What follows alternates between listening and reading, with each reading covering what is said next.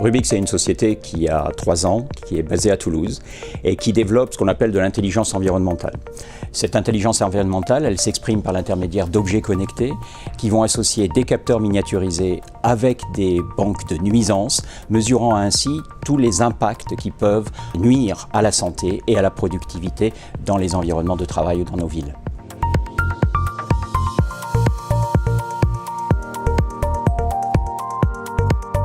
Alors les chiffres clés pour Rubix, c'est plus de 200 clients sur près de 4 continents, plus de 50% du chiffre d'affaires à l'étranger et une quarantaine de collaborateurs avec un bureau à Paris et une filiale aux États-Unis. Nous avons chez Rubix des clients en atmosphère extérieure, comme les villes intelligentes, des sites industriels, des sites de traitement de déchets, voire des autorités portuaires ou aéroportuaires qui souhaitent protéger leurs dockers et leurs collaborateurs.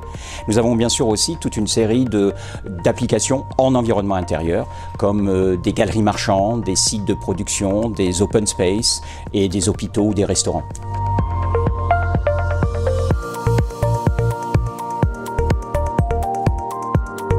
Rubix aujourd'hui a développé des banques de données sur près de 15 paramètres différents.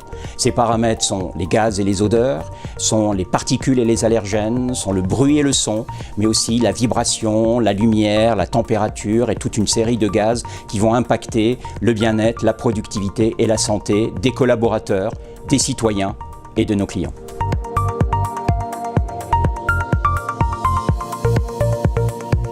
L'intelligence environnementale est une approche qui consiste à collecter et augmenter les données qui permettent de caractériser les environnements intérieurs et extérieurs chez nos clients. Quand on parle d'augmenter la donnée, ça veut dire tout simplement de les rendre signifiantes pour les entreprises pour lesquelles on travaille et donc de leur permettre de pouvoir passer à l'action une fois qu'ils ont pu justement prendre connaissance de ces données, qu'elles ont été transformées. On peut imaginer différents types de prises d'action derrière. Ça peut être simplement du plan d'action, de l'amélioration continue. Ça peut être aussi des actions de remédiation, où on est en capacité de piloter des équipements afin d'améliorer la situation sur la base des informations que nous sommes en capacité de fournir. Et si on se projette par exemple sur une industrie, ça peut être effectivement aussi de repenser tout ou partie de son process, à la fois pour l'améliorer d'un point de vue efficience, mais aussi limiter les impacts de ce process sur son environnement.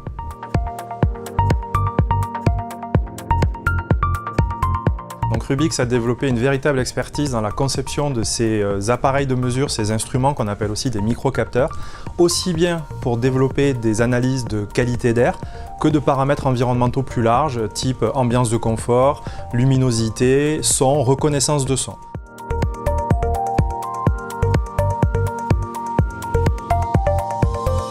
Le digital est extrêmement important pour Rubix parce que nous avons une particularité, nous disposons de compétences en interne, typiquement sur l'analyse des nuisances environnementales et la data science, qui nous permet de bien comprendre les cas d'usage de nos clients et de pouvoir les accompagner.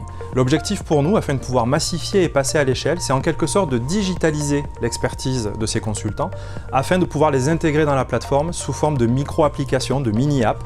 Et donc c'est la combinaison d'un ensemble de microservices comme cela qui construisent un cas d'usage, et ces cas d'usage résolvent une véritable problématique business chez nos clients.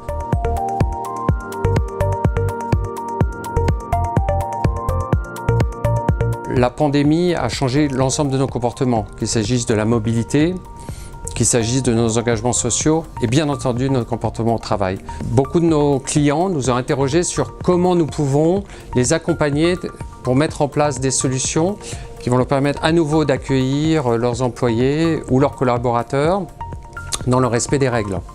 Notre solution s'appelle le Pod Sentinelle. Elle permet aux entreprises de pouvoir comprendre en analysant l'odeur du désinfectant et les vibrations si les processus de nettoyage ont bien été effectués en temps et en heure pour permettre à nouveau l'accueil soit du public, soit des collaborateurs dans l'espace considéré.